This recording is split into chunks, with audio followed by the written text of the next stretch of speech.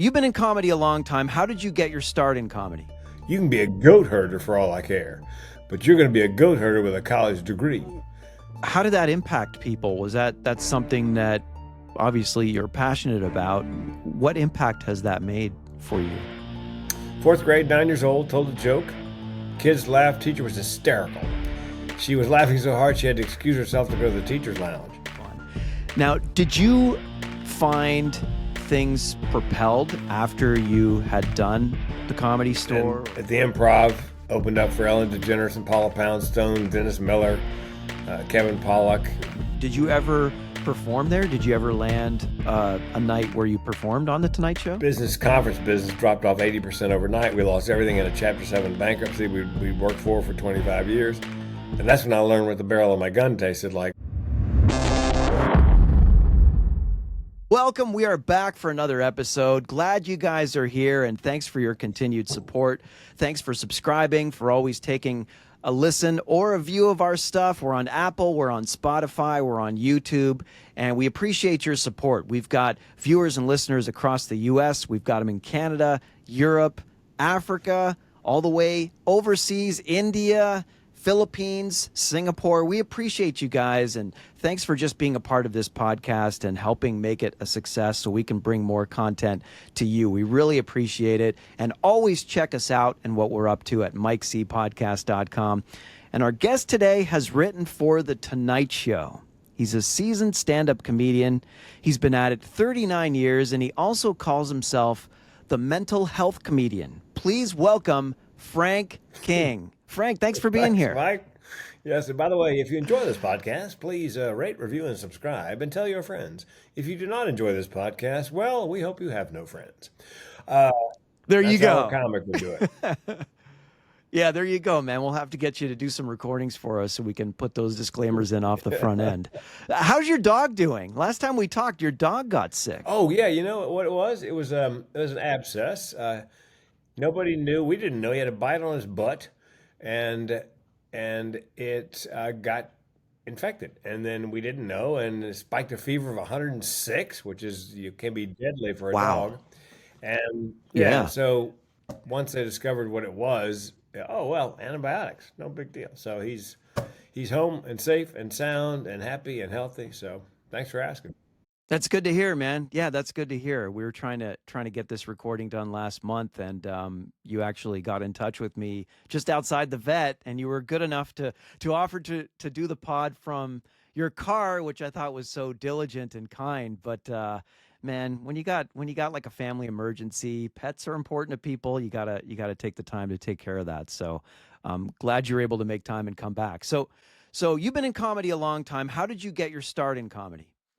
Fourth grade, 9 years old, told a joke. Kids laughed. Teacher was hysterical. She was laughing so hard she had to excuse herself to go to the teacher's lounge. Years later, I bumped into her at the Winn-Dixie grocery store.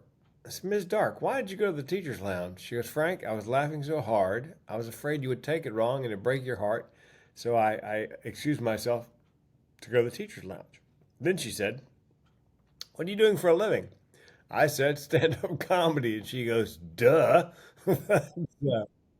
Yeah, so at 9 years old, I decided I was going to do stand-up. 12th grade, every spring semester, 12th grade year, they have a talent show. And I had been taking drama for 3 years, never got a speaking part. And I realized there's a pattern there. So I thought, if I do stand-up, I can write, direct, produce, and star in my own little show every night. So nobody had ever done stand-up at the talent show. So I wrote a routine. I'm sure it was horrible, but it was all about, life in high school. And I won. Of course, I beat the accordion player and the folk dancers. Not a real tough victory, but still a victory nonetheless. And then I told my mom I'm going to LA to be a comic. And my mom, very big on education. She goes, "No, son, you're going to college first. I don't care what you do when you get done. You can be a goat herder for all I care. But you're going to be a goat herder with a college degree." So I went to UNC Chapel Hill, picked up a couple of degrees, and let's face it, a good liberal arts education never hurt anybody.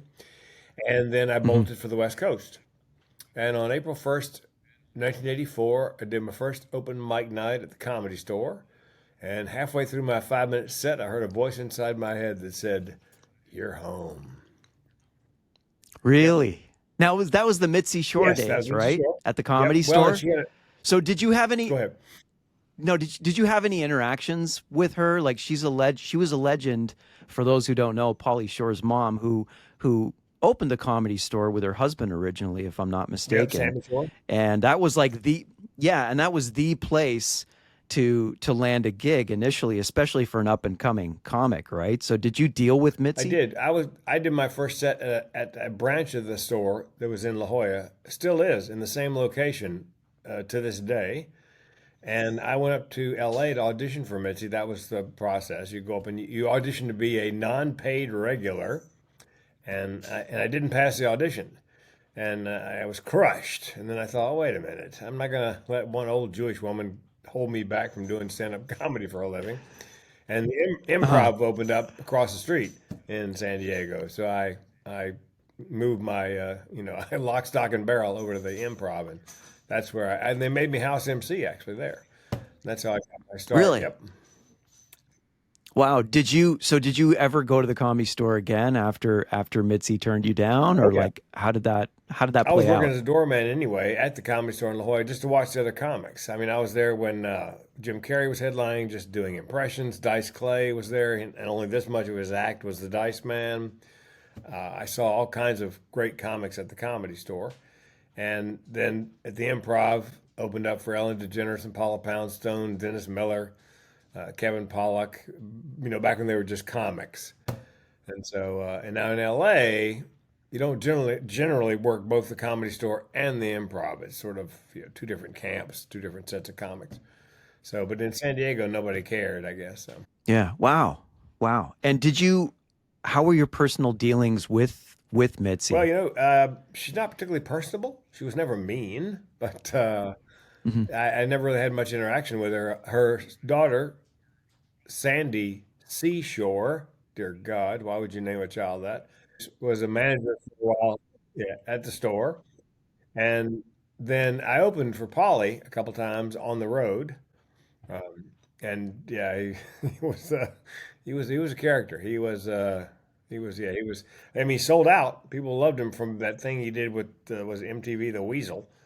Uh, but yeah, so that's my only interaction really was with her daughter, and then with Polly, opening up for Polly a couple times. Yeah, that's cool. I popped into the Comedy Store once back.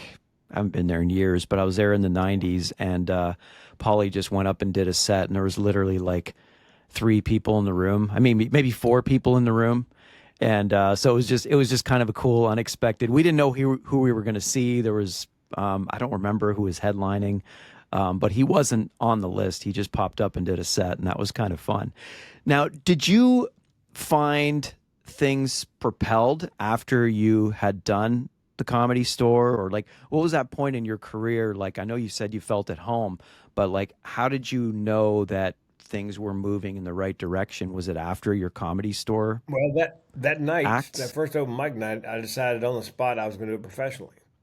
And so I spent the next 18 months doing open mics in San Diego. And in December of '84, I said to my girlfriend, now my wife of 37 years, I'm going on the road to do comedy full time. You want to come along for the ride? Figuring she'd go, oh, hell no. She goes, yeah. Mhm. So we gave up our apartment and our jobs, jumped into my tiny Dodge Colt, and we were on the road together for 2,629 nights in a row, nonstop, no home. Wow. How many years is that? 7 My years math and is change. terrible. That's It wow. was What was that amazing. It like? was, it was, I mean, it was difficult going out as an MC. We weren't making a lot of money, but we were getting by. And again, working with amazing people on the road who are now, famous. And it's every week, almost every week, if you weren't in a hotel, you were in a comedy condo, they called it. A three-bedroom condo that they had cleaned and turned every week. And so we didn't just work with the comics.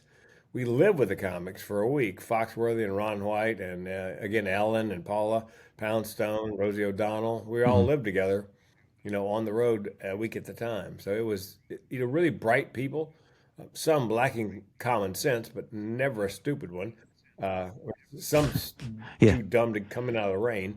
But Brilliant. Yeah. Foxworthy was an engineer before he was a comic. His mother famously said, "I'd rather listen to a joke you wrote than walk across a bridge you built."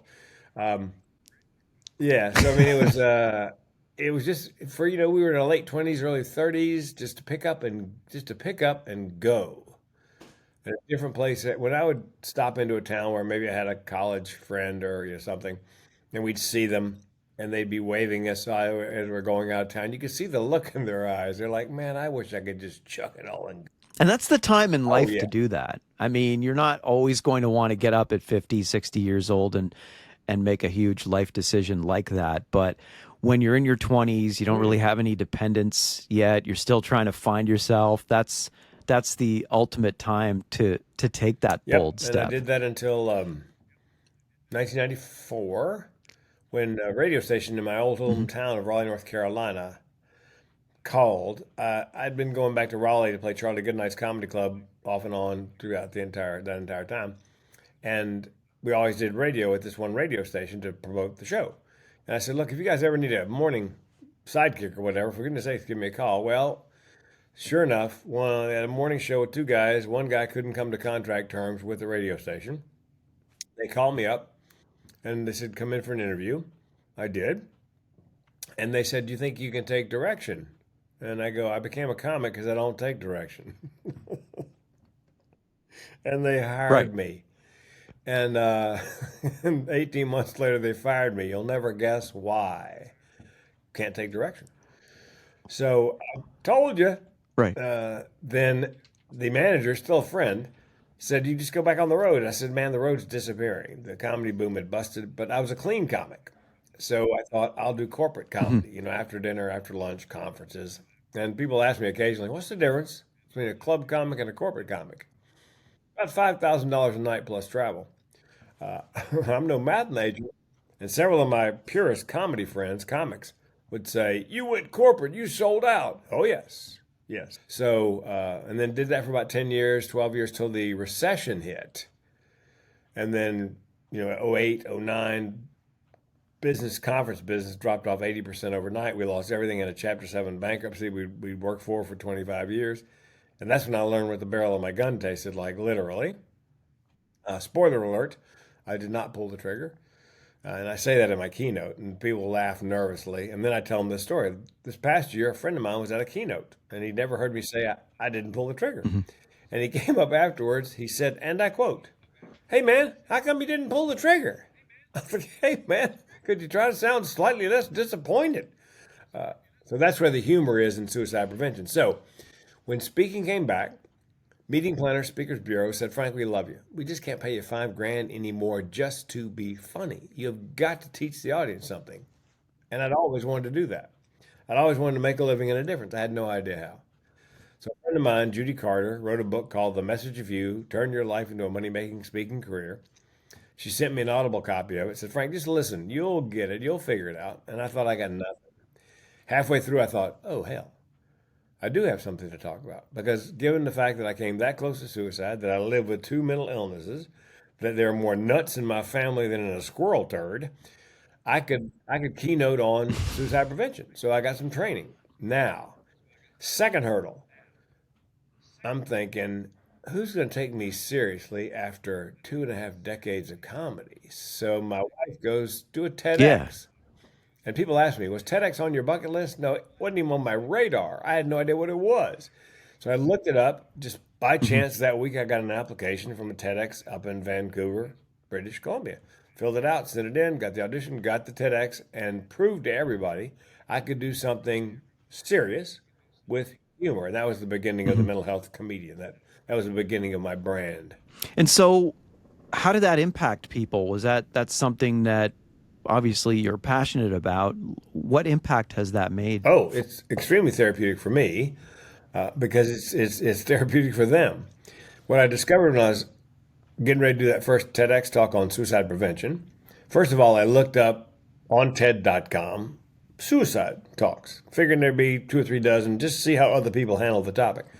I get there are only three talks out of the millions of talks on TED, three talks on suicide. So I said to the audience, that first TEDx talk, there are only 3 talks on suicide. And then it hit me. Well, duh. If you're really good at suicide, you're not going to be recording a TEDx talk.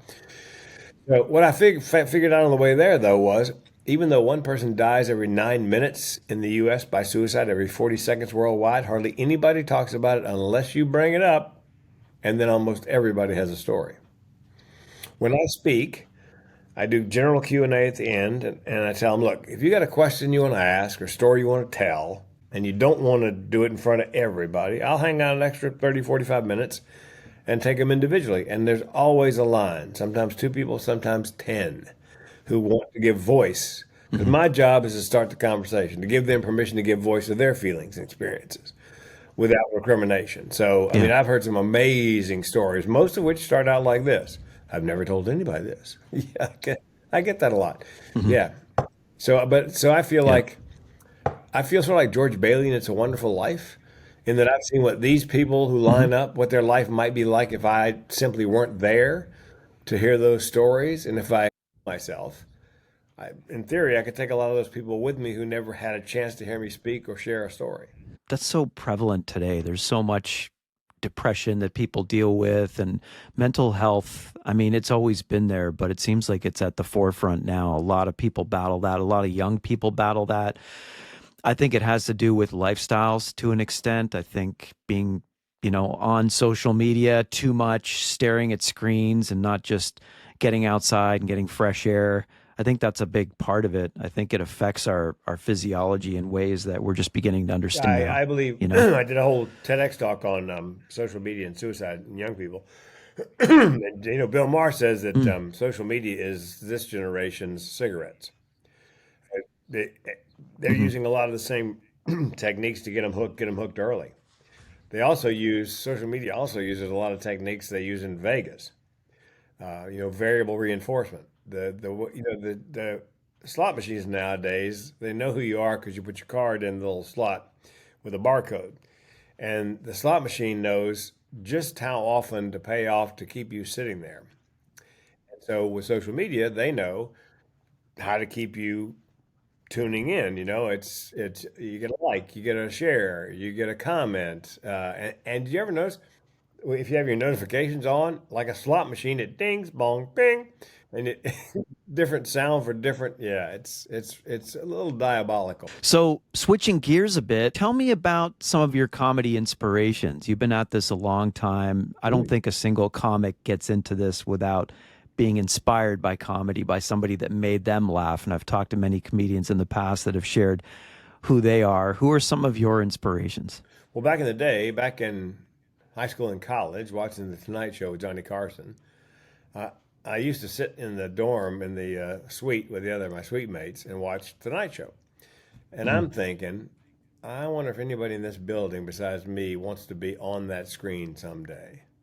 Yeah. So David Brenner, George Carlin, when I was a kid, young, Richard Pryor, Bill Cosby, sadly, Cheech and Chong were early influences. And then Michael Keaton was a comic long before he was an actor. I'm a big fan of his and his career because he went from went from comedy into acting. I didn't know Michael Keaton was a comic. Oh, yes. If you type in Michael Really? Keaton Tonight Show, you'll find 2 or 3 sets he did on The Tonight Show. Yep. I'll have to check that out. Yep. So those were my early influences. Then when I got out of college and into the adult world, I watched, still watching The Tonight Show, and then Letterman. And I was very Letterman-esque, always wore a sport jacket, tie, button down, Weegens, no socks. When all the other comics at open mic night, it looks like they just picked up whatever was reasonably clean on the floor and put it on before they went down to the club. And as a matter of fact, I waited 30 days after the Improv opened in San Diego so that the owners of the club could see all of the other open micers first. And many of them, were just dirty, filthy, horrible. And I came down there in my little jacket and tie, and I come off stage that first time with clean, topical material. And one of the owners walks right up to me and he goes, "You want to be house MC?" Really? I do. Yeah. So you're on the right track Yeah. from get-go. Yeah, That's great. It was difficult on the road on occasion being that guy because a lot of the gigs were not full week improvs or punchlines or funny bones. It was horrible one nighters that comics call hell gigs. Hmm. People scream and tell us some jokes we can dance to. So having jokes you had to think about could be a handicap. Yeah. I almost had to pass out a syllabus. Okay, Saddam Hussein is the leader of Iraq. Just trust me. Now, and then I would tell the joke. I loved Dave Letterman. I mean, I still do. I was a diehard Letterman guy as well. I go back a little bit, and I'll always love Dave. I'll never say anything bad about him, but I was always a little disappointed when he moved over to CBS and he dropped the running shoes. Do you notice his suit started to match? Oh yeah, Like he kind of lost some of that, and I love that NBC essence that he had. What you were describing, like the sport coat with, he didn't wear jeans, but he wasn't matching. He had that style. And my dad was very conservative, so it drove him nuts. He'd be watching, going, "Why is he wearing running shoes with that suit?" I'm like, Dad, you got to get with the times, man.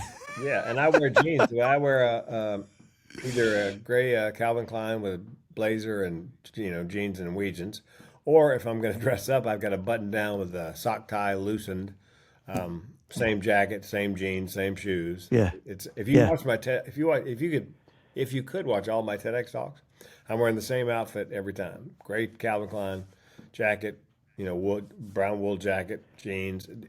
It's branding for me. I impress upon my speaker coaching students. Look, you've got to have a brand. I always wear this hat when I'm on a podcast or on Zoom for any reason. And the shirt and this button down so you have if you just happen to walk past the computer, oh, that's Frank. Yeah. And so what was it like working on the Tonight Show? So you got a gig writing for them. Did you ever perform there? Did you ever land a night where you performed on the Tonight Show? Sadly, no. No? What happened was when Leno was Johnny made him the only permanent guest host after Larry Saunders. What's the guy's name? Oh, Gary Shandling. Yes, he was a guest host, but he didn't have time because he was filming the Larry Sanders show on HBO. And then Joan Rivers got blown out because she started her own little talk show and didn't tell Johnny. And so that left Jay. And Jay would fill in when Johnny was away. And Johnny would pull up on a Friday night and tell his staff, "I'm taking next week off." Which meant Jay would get the notice, "Hey, he's taking next week off." And every Monday was Best of Carson, a rerun. But the next 4 nights, Jay was responsible for 18 jokes per monologue per night. So he hired a bunch of road comics, under contract to pump in jokes when he got the call. So fax them in. That's how long ago it was. And so I started faxing in. If he made the call, I'm sending in 12, 24 jokes a day. Yeah. And then he got the show for real, and he let most of the contract labor go, but he kept some of us on. And one of the reasons I did the joke writing for him was some of the guys they called them fax writers, actually got picked up and taken in and joined the Writers Guild and worked in Burbank. I never made it over that hump, but Jay is a great guy. When I had my first open heart surgery, the first person to call me when I got into a regular room was Leno. One of my comic friends picked up the phone and hears this. "It's Jay Leno." And he goes, "Yeah, right, click." He calls another comic impersonating, so the phone rings again, and Jay goes, "No, really, it's Jay Leno. Let me see the Frank." So, yeah, great guy, but I Yeah. never made it over and I really, it was all on spec. If you joke Mhm. got on TV, then you got $75, which was fine with me. Yeah. It's just Okay. Yeah. And so how many years did you do that? 20. Wow. And did your material get used a lot? Probably had a joke or two on every week. I had 2 jokes on his very first show when he took over for Carson, because there was a 2-week break between the last Johnny show and the first Jay show. And I know comics, they're lazy. So a bunch of people probably were not sending anything in. So I was just pumping it in. And the 2 jokes were a guy got stung to death by bees in Texas. And Leno goes, "Yeah, a guy down in Texas got stung to death by a bunch of bees. They were not killer bees. They were just a bunch of ordinary honeybees upset over the Rodney King verdict." And the other one was Dan Quayle said that Murphy Brown, television character, having a child out of wedlock, which that was what happened on the show. So Mhm. Murphy Brown having a child out of wedlock mocks the importance of fathers. Then Quayle said, "Where would I be without my dad?" My punchline was, "My guess, Vietnam." Killed. So that That's great, man. two on his very first show. That's great. And do you remember any, and you don't, I'm asking to be vulnerable here for a minute. Was there ever a time where one of the jokes they chose of yours didn't land well Oh and you yeah. didn't get that laugh? Really? Oh yeah. What did that feel like when you watched that? It's like getting stabbed in the chest. I'm watching because I back in the day I would, but we traveled with the VCR so I could record the Tonight Show every night because we went to bed before it came on. So I'd written a joke. There had been a study that said Duke University graduates 94% of its male athletes, male scholarship athletes, and the University of Nevada, Las Vegas graduates 19% of their male scholarship athletes. And they asked one of the male athletes at UNLV about that, and he goes, "Well, twice as many." I thought it was funny. Leno thought it was Mhm. funny because he picked it, but the audience, Mhm. crickets. I don't know Really? if they just couldn't do the math or what it Yeah. was. But yeah, that was the worst. I mean, most of my jokes hit, but that one, Yeah. that you can, I guess you realize it was so painful. That's why I remember it to this day. Yeah. So having one of your bits not go over well, you say it feels like being stabbed in the chest. And I guess part of that is because, tens of millions of people are watching that. And it's not just a joke you're making at a barbecue or at a friend's place. It's on national television and they're not mentioning your name, right? They're not saying Frank King wrote this joke, like blame him. So you're not like taking credit for bombing in that moment, but Mm. I can understand why that's just painful because it's comedy is an art, right? And that's your art. And so for it to just fall on deaf ears is painful. Any artist can resonate with that when their work doesn't get the acceptance that we hope it'll get. Am I right? Well, and the pain I was feeling really was for him. It was my Okay. sympathy for him because I had written it. I Yeah. set him up for it. It's like watching a friend of yours get beat up and there's nothing you can do about it. And so when that ended, you said you did that 20 years. What happened? Did you just stop providing content or did you move a different direction? What happened? No, he's the only one I really wrote for any length of time. I also wrote jokes for Joan Rivers for a little while and Dennis Miller for a little Mhm. while, but I just moved on. It wasn't. I mean, it freed up a lot of time in the day because writing a dozen, 2 dozen jokes a day is, A, it's good for your comedy muscle, but B, it takes time. Yeah. Yeah, absolutely. And so what did you do? Did you just focus on doing stuff on the road or did you just take a retirement? What No, I happened just, after that? I mean, I focused on my speaking career. Just spent that time marketing because, as I tell my speaker Mhm. coaching clients, you're not a speaker, you're a salesperson who speaks. I've been working on straight Mhm. commission for the last 39 years. You don't book it, you don't get paid. Yeah. So yeah, I just spent that time marketing, selling. Mhm. And so tell me a little bit more about that. I know you mentioned that you did the TED Talks, but tell me more about your speaking career and what you're working on these days. I was speaking when speaking came back. I had 3 or 4 keynotes: a networking keynote, motivational, cardiac comedy keynote, and a suicide prevention keynote. And years ago, somebody said to me, "The riches are in the niches." And so, for some reason, that bubbled back up at the end of 2017, and I thought, why don't I just speak on one thing? You know, Mhm. wealthy speaker coach Jane Atkinson says, pick a lane, become the thought leader expert. So January 1st, 2018, I said, okay, that's it.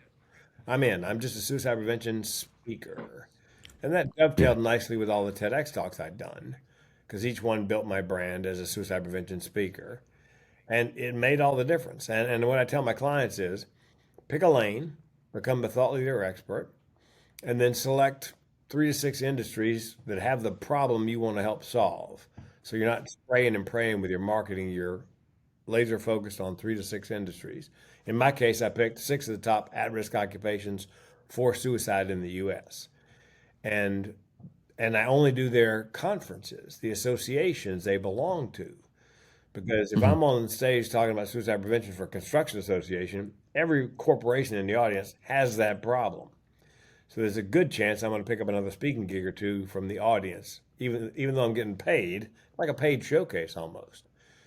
So Yeah. and I've each TEDx has some element of mental health, mental illness, or other. When I got to number four, I didn't know it, but TEDx was pissed off. When I did, I got number five. They don't like anybody to have more than four, and so I did number five, and it was one that I didn't have to audition for because they like the title and subtitle so much, and the tagline, title and subtitle was "Mental Health in the Treat Your Depression Single-Handedly," and the tagline was, "I love my iPhone, but it's my second favorite handheld device." And they called me and said, "No, you don't have to audition. Are you kidding me?" And no, you're on. Hmm. So when I got done with that, they refused to post it because Really? because I'm a professional speaker, because they don't think anybody should have more than four. It's like being a card counter at a blackjack table in Vegas. It's not illegal, but they just don't like it. Or like being really good at gambling in sports. I didn't know this, but DraftKings or what's the other one? There's two big. I don't even remember. I'm not a big gambler, but DraftKings is always the one I hear. Yeah, and Yeah. if you're too good, you get banned from the site for being good. For Really? being good, yeah. Malcolm Gladwell did a whole thing on sports betting, and I didn't know that till then. That they'll throw you off the Wow. site if you're really good. So I'm really good. I've learned how to game the system, and it pisses them off. And Hmm. so what I do is I'm getting ready to do number 13 in April. So after number five, I donate a videographer to each event, so that all the other speakers another camera angle, because I turn over all the footage to the committee, and I get a bootleg copy. So I can't put it up on YouTube, but I can put it on Vimeo or slice and dice it for sizzle Hmm. reel. But yeah, they don't like they don't. I am definitely the black Yeah. sheep of the family. Uh, So four talks is all the TED people will let you do, and then after that, yep. they don't want you doing anymore, no matter what. And they made it official in 2024. They said, "Look, here's the deal. Okay. Over four, we're not guaranteeing we're putting it up." So I figured that's the Frank Ging rule. Is Yeah. Somebody asked me about Chris Anderson, the guy that owns TEDx, and Hmm. I said, "Well, I'm sure he knows who I am, and he doesn't like me Yeah. much." Which it's kind of fun to be the thorn in their side. You talked about, suicide prevention is that area that you focus on, and you mentioned occupations before. What are the top occupations that you've seen that are high in suicide numbers? I've heard different statistics in the past. I heard that a police officer is one of them. I don't know if that's true. You tell me, what are the occupations that people are most at risk with? First responders. More first responders die by suicide than in the line of duty. The number one is construction. Last year in construction, 1,000 people died by accident. 6,000 died by suicide. You're six times more likely, yeah, Really? 6 times more likely to jump off the building than fall off. So it's construction, agriculture, um, dentists, veterinarians, physicians, attorneys, and then there's, like I said, law enforcement. And that's probably the top six or seven occupations. Yeah. Fishing and forestry fall in there. Don't, I understand why agriculture, because farmers are at the mercy of banks and the weather and commodity Yeah. prices and. Yeah. But yeah, so those are probably the top six or seven, and part of the problem is that 8 out of 10 suicides in the U.S. right now are men, and these occupations are generally male heavy, and because of what they now call toxic masculinity, what I called as a kid, big boys don't cry, men don't reach out for help. So you can't help them if you don't know they're having an issue. So that's one of the reasons those occupations have a high rate. 3 times as many women, by the way, attempt suicide than men. Men tend to complete because they use a firearm. So why construction? Why do you think there's so many suicides in that industry? Not a particularly well educated workforce overall. Seasonal work, difficult work, dangerous work. Injuries often treated with opioids, supply chain problems, deadlines, all those things, and a male heavy workforce. Really? Okay. I mean, that's interesting. Just knowing the inner workings of all that. First responders, I understand. I mean, that's a very stressful Mhm. job. You know, whether you're working in law enforcement or as a firefighter, the stress that comes with that, and then the need to do shift work, I think makes that difficult too, just because of sleep Yeah. cycles and people having to be up all night. Definitely doesn't help with someone's mental state. I worked nights many years Good. ago, and I found it extremely taxing. You know, talk about some of the other ones too. You mentioned attorneys. I was surprised by that Well, one. it's confrontational business, adversarial business. Yeah. And Hmm. I was talking to one of my clients who she wanted to be a lawyer. So she went to work as a paralegal for the fifth largest law firm in the country. It was in New York. No, it was in Washington, D.C. And there Hmm. were 225 associates, lawyers, 25 partners. So 225 associates, 25 partners, meaning you got a 1 in 10 shot of making partner. So it's very competitive. And it's like the Hunger Games. There's only so many slots at partner. And again, as you mentioned, long hours because they're billable hours. I mean, they're driving you hard for billable hours. And so that is one of the, and here's something else. Most attorneys and dentists and veterinarians and physicians come out of professional school with anywhere between $300,000 and $500,000 in student loan debt before they start a practice. So financial stress leads to mental and physical stress, leads to heart attack, stroke, high blood pressure, depression, thoughts of suicide. So it's the heart of it is the financial stress in all those occupations. That's where it begins. Yeah, that never helps anybody's stress levels when they're having finance issues. I have a friend who's a very successful dentist in the city where I live, and I was talking to him once about why so many dentists deal with suicide and mental health issues. And what he had told me was when you go to dental school, they don't prepare you for running a No. practice and the stress of running a business. They just teach you how to drill and do fillings and, whatever dental work that you have to do, putting in crowns. But you're also running an office and sometimes a very busy office, and overseeing that is a full-time job just on its own that a lot of dentists are never prepared for. I know people that have walked away from that industry. Yeah, dentists, veterinarians, physicians, attorneys. There aren't many business courses. How do you run a business? And the thing is, in those industries, there's a lot of money coming in the door. But what that's great. But it also matters what's going out the door. And so that's where it breaks down, I think, for a lot of professionals. And the fact that all four of those professionals consider it's a practice, not a business. It's a practice. You once attempted suicide, am I I right? came awfully close. I had the hammer back and the gun in my mouth. And what happened? What led you to that? Well, with the bankruptcy and in suicidality, there's something called burdensomeness. You feel like you're a burden to the people around you, the world. They'd be better off without you. And my wife was brokenhearted because we were now broke, and I had $1 million life insurance policy. So I thought I can fix this. So I went to the bar into practice when she was away. And then, having sold insurance my first 6 years out of college, I knew most every life insurance policy has a 2-year suicide clause. If you kill yourself in less than 2 years, it pays nothing. More than 2 years, pays in full. So I called my insurance agent. I said, "Hey man, how long have I had the policy?" He said, "You've had it for 22 months and don't do it." 'Cause- yeah, well, he Really? had calls like that where he ended up delivering a check to the beneficiary. He knew exactly why I was calling. I wasn't calling just to find out how long I'd had it. I was calling for permission to kill myself. So Mhm. fortunately, I'd only had it 22 months. So my life insurance saved my life. I had to wait 2 months to kill myself because I was not going to leave my wife brokenhearted and broke.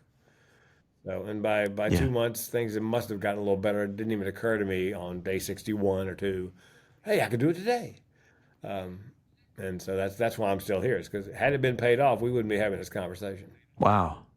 And do you remember what led you off that course? You're saying that when the 2 years lapsed, you were in a better place. Was there anything Yeah, specific the that bankruptcy happened? went through the phone calls. We just decided this is reality. This is the new reality, new normal. We bought a book on how do you recover financially after a bankruptcy. A lot of people avoid credit cards after a bankruptcy, but that's not the way to do it. You need to get that first credit card, whether they give you a $500 limit. You pay it off as soon as you spend it, and you literally over time rebuild your credit. I mean, my credit score is in the mid 300s, and now I'm bumping up against 8, and my wife's over 800 because we've been very careful with the. But we consciously, we went back to the first thing you get in the mail. By the way, after you have a bankruptcy, is these flyers from automobile dealers because they know you got no debt. You could buy a new car because you got no debt. You don't owe anybody anything. Yeah. Chapter 7 just wipes everything off. You're done. Yeah, and they're ready to bury you I'm again, sure right? the rates aren't that good for somebody who's filed. And this Chapter 7 stays on there 10 years. I mean, it was a long haul. So tell me about your book. We have 4 books, actually, on men's mental health. What happened was I got a call from a psychologist friend of mine and a therapist friend of hers. And they wanted to write a book on men's mental health because they couldn't find anything on Amazon or Barnes & Noble specifically about men's mental health. So they called me and they said, listen, we're doing this book on men's mental health. Would you make it funny? And I said, wait a minute.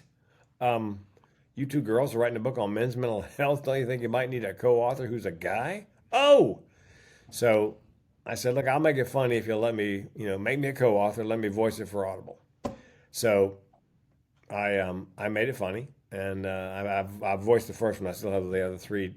What it is it's an anthology. Every book is 12 guys. Each of the 12 guys has an issue: bankruptcy, divorce, substance abuse disorder, depression, whatever. And each story starts 500 words, life is good, 500 words, life sucks, 500 words, here's how I'm coping. The premise is that another man would see a guy who has his issue, would turn to that chapter and see how that guy was coping, because men tend to take advice from men.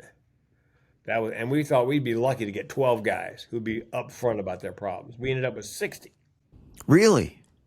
Yes. Well, there's something called male reciprocity. If a guy survives something and is coping with it, for some reason, men are more than willing to help other men do the same. Mm-hmm. So these 60 guys wanted to help other guys. So we ended up with one book became 4 books. Wow. So, and where are those available? Are those on Amazon or? Oh yes. The title of each one is Guts, Grit, and the Grind. Guts, Grit, and the Grind. And there's 4 books. Okay. We'll make sure to include those in the show notes. Yeah, they look like automobile owner's manuals. We figured that might encourage guys to pick it up if it looked like an automobile. And there's a lot of automobile metaphors in the book. The connection between the automobile engine and the brain. Okay, cool. And so, Frank, how can people get more familiar with you as a person? Well, I'm in witness protection, so probably not going to happen. No. They go to the mentalhealthcomedian.com, mentalhealthcomedian.com, or go to LinkedIn, Mental Health Comedian. I'm on all the social media platforms. But when I decided I was going to speak on one thing and pick a lane, I thought, I need to pick a social media platform and go deep, not wide, rather than doing a bad job on 5 of them. So I chose LinkedIn because that's where my clients, either speaker coaching clients or people who want to book me for speaking, they're all on LinkedIn. Okay. It's got an amazing organic reach. Facebook makes billions selling advertising. Only 3% of LinkedIn's income is advertising. So they give you this amazing organic reach. Okay, well, we'll make sure to include that in the show notes, and really appreciate you talking with us, Frank. It was a lot of fun. Yes, it was, and hopefully it all recorded. And Yeah, we'll see. We're getting some weird notifications on our interface for those that are out in the listening or viewing world, but it looks like it's all working, so I think we're good, man. All right, well, thanks for having me on. I really do appreciate it. Absolutely, and that'll do it for this edition. We are out of here. You guys know where to find us, MikeCPodcast.com. Thanks for continuing to watch, support, hit that subscribe button, hit that like button, and follow us for more episodes, always at MikeCPodcast.com. Until next time, bye, everybody. The Mike C. Podcast.